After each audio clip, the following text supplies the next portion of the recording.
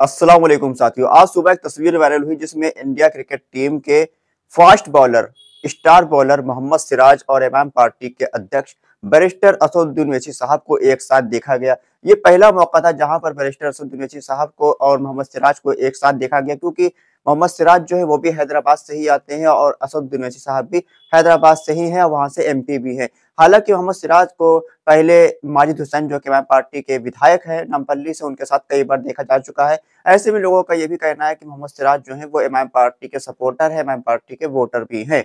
साथ ही अगर हम बात करें, ये मौका था टैलेंट हब के नाम से एक स्कीम चलाई जा रही है। वहाँ नौजवान बच्चों के लिए जो स्पोर्ट्स में इंटरेस्ट रखते हैं उनके लिए, इनको इंकरेज करने के लिए, उनको प्रोत्साहित करने के लिए टैलेंट हब नाम से एक विजय आनंद ग्राउंड के अंदर एक प्रोग्राम रखा गया था, जहाँ पे नौजवान बच्चों को प्रोत्साहित करने के लिए मोहम्मद सिराज को बुलाया गया था। इसके साथ साथ बैरिस्टर असदुद्दीन ओवैसी साहब भी वहाँ मौजूद थे। बैरिस्टर ओवैसी साहब ने मोहम्मद सिराज को सम्मानित किया और मोहम्मद सिराज के ताल्लुक से कहा कि हमको हैदराबाद से और भी सिराज के जैसे बच्चे निकालने हैं, जो कि हैदराबाद का नाम आगे जाके रोशन करे और आगे जाकर हैदराबाद के अंदर से मोहम्मद सिराज के तरह के और भी प्लेयर निकल कर इंडिया के लिए क्रिकेट टीम में जाए, फुटबॉल में जाए, अलग अलग स्पोर्ट्स में निकल कर जाए। साथियों, इमाम पार्टी हैदराबाद के अंदर पिछले 70 सालों से काम कर रही है। हैदराबाद के अंदर इमाम पार्टी ने ऐसे ऐसे काम कर कर दिखा दिए हैं जो किसी भी पार्टी ने अपने इलाके में नहीं किया होगा। इमाम पार्टी यहाँ पर बच्चों को निःशुल्क सुविधा देती है, पढ़ाई करने के लिए,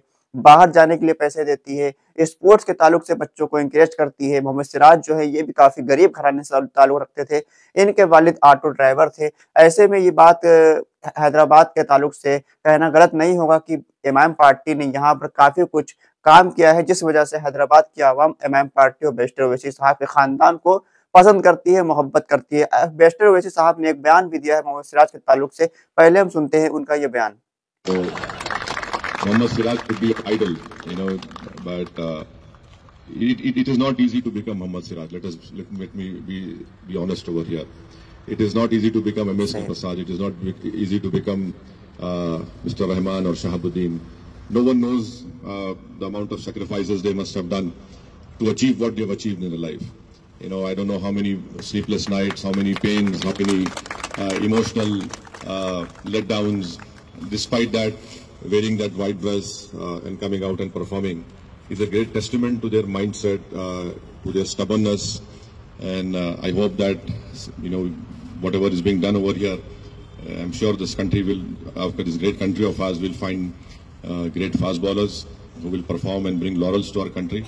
And I'm very happy that if you have a clear objective in your mind and you're willing to sacrifice to achieve that to achieve that goal through your hard work and sincerity, I feel that it is possible.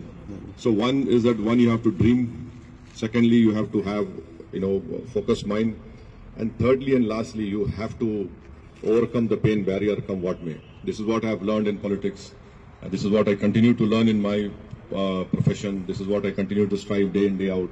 There are times when we don't win elections, but that lasts only for one night, and next day is a new morning for you.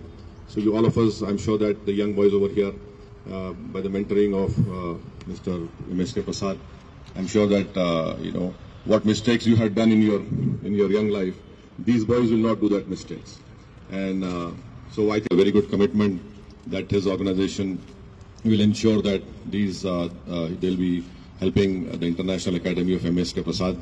And I'm happy to know that Mr. Satya Prasad is also here. Thank you, sir. तो ये वो बयान था जो barrister Asaduddin Owaisi साहब ने talent hub के मौके पर विजय आनंद ग्राउंड के अंदर दिया है, जहां पर मोहम्मद सिराज भी मौजूद थे और वहां के एक पूर्व क्रिकेटर और भी मौजूद थे। यहाँ पर नौजवान बच्चों को प्रोत्साहित किया गया है, कहा गया है कि हमें हैदराबाद के अंदर से और भी मोहम्मद सिराज निकालने हैं और भी मोहम्मद सिराज जैसे प्लेयरों को निकालना है, जो कि इंडिया टीम के लिए आगे चलकर काम कर सके, इंडिया टीम के लिए खेल सके और हैदराबाद का नाम रोशन कर सके। साथ ही आपको क्या राय है कि इमाम पार्टी हैदराबाद के अंदर अच्छा काम कर रही है?